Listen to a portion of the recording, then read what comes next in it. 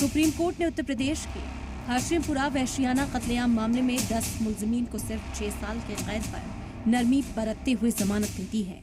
UP की PSC यानी provincial arm constabulary के अफसरान और जवानों ने 1987 में करीब 38 मुसलमानों को गोली मारकर कत्ल कर दिया था।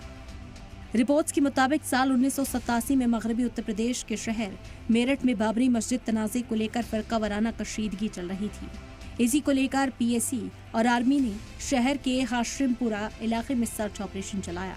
इस दौरान पीएससी की 2 राइफलें लूटने और एक मेजर के रिश्तेदार के कत्ल की बात सामने आई। इसके बाद पीएससी ने करीब 42 से 45 मुसलमान, ज्यादातर जवान और बूढ़े लोगों को पकड़ा और उन्हें ट्रक से भरकर ले गए। पीएससी उन्हें थाने ले जाने के बजाय गाजियाबाद के पास एक नहर पर ले गई।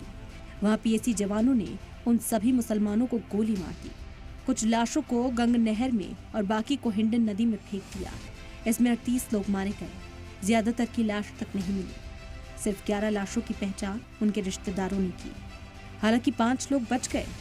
गोलीबारी के दरमियान उन्होंने मरने का नाटक किया और पानी से तैरकर निकल गए।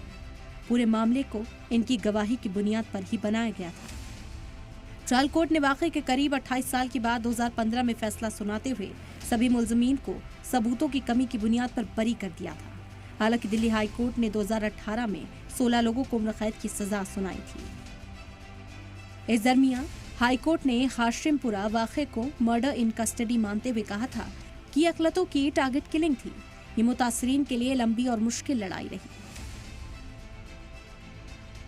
सुप्रीम कोर्ट में जस्टिस अभय एस ओका और जस्टिस ऑगस्टीन जॉर्ज मसीही की बेंच के सामने पेश सीनियर एडवोकेट अमित आनंद तिवारी ने दलील दी कि दिल्ली हाई कोर्ट ने गलत सबूतों की बुनियाद पर ट्रायल कोर्ट का फैसला पलट दिया था।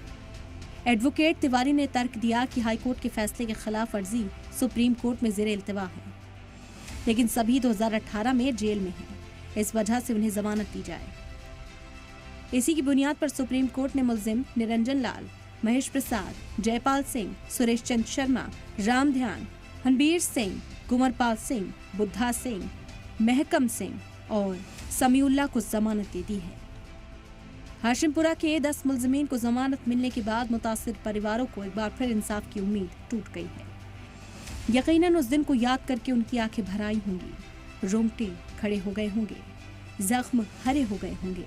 हो सकता है कि आगे की पैरवी वो जरूर करें, लेकिन 2 पीढ़ियों के पैर जरूर पैरवी कर करके दुख चुके होंगे।